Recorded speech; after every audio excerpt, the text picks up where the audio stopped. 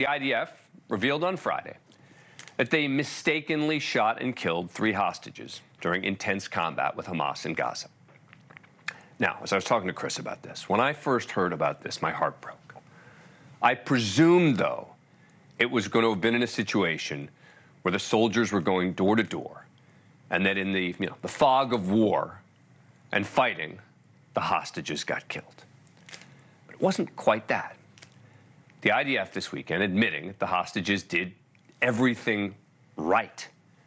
They were wearing no shirts, holding up a white flag. Now, I have been incredibly supportive of Israel's right to defend itself and respond, and will continue to be. I am not calling for a ceasefire because that would be an outright win for Hamas.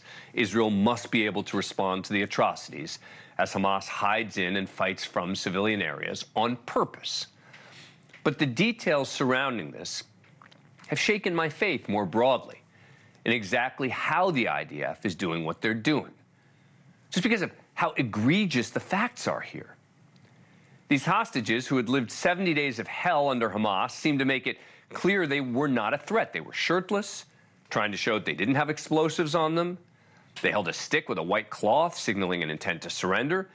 Maybe the worst part is that after the first 2 were shot, the third escaped. He yelled for help in Hebrew and tried to explain who he was. The commander there apparently called for the soldiers to cease firing, and he still got killed. Knowing that, it definitely makes you question the IDF's assurances that they're doing everything possible to avoid civilian deaths. More broadly, the IDF admitting that the troops violated protocols.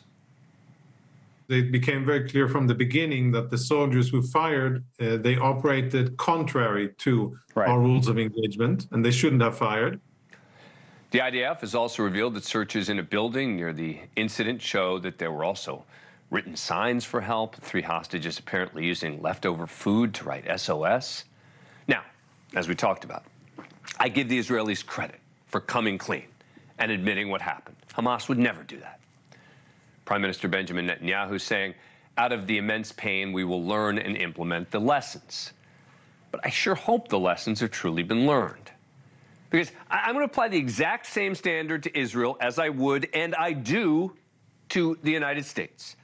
Tens of thousands of civilians were killed in Afghanistan, many more in Iraq. But as I've always said, sadly, that is to be expected in a difficult war. But if this had happened with the same facts, we'd be rightly furious and questioning exactly what are the orders in the field? How are they being carried out? How can 3 people with no shirts carrying a white flag not be arrested or questioned before being shot? The death of the 3 hostages comes as U.S. Secretary of Defense Lloyd Austin's visiting Israel, stressing the Biden administration's support for Israel, but also concerns about protecting civilians. I think we're all concerned about that. As I said in the days immediately after the October 7th attack, support for Israel on the world stage will decline as the war drags on and civilian deaths mount. But this is the worst possible example of that. What could have been a heroic moment where Israel brings home 3 hostages is now a huge step backwards, providing seeds of doubt for even the most staunch Israel supporters. Now, typically, we don't do debates on the show. I'm really kind of torn as to how to respond to this. So to process this, talk us through it, we're joined by Joel Rubin. He served as Deputy Assistant Secretary of State under the Obama administration. He's been a strong supporter of Israel. And Hussein Ibish, he is a senior resident scholar at the Arab Gulf States Institute in Washington. He's been critical of Israel's handling of the war. Joel, let me start with you. Do you think I'm being unfair here? Dan, it's great to be with you. And no, you're not being unfair. Look, this is a heart-wrenching moment to watch these, to see these 3 individuals who were kidnapped and detained in horrific conditions underground for 70 days and then killed by the people who were ostensibly there to rescue them.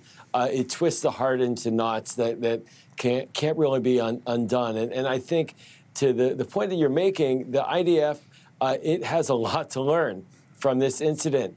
But there are a lot of political opportunists now taking advantage of this pain, of this clear error, this clear failure. Thank you for watching. Go to newsnationnow.com to find NewsNation on your cable provider. And don't forget to click the red subscribe button below to get more of NewsNation's fact-driven, unbiased coverage.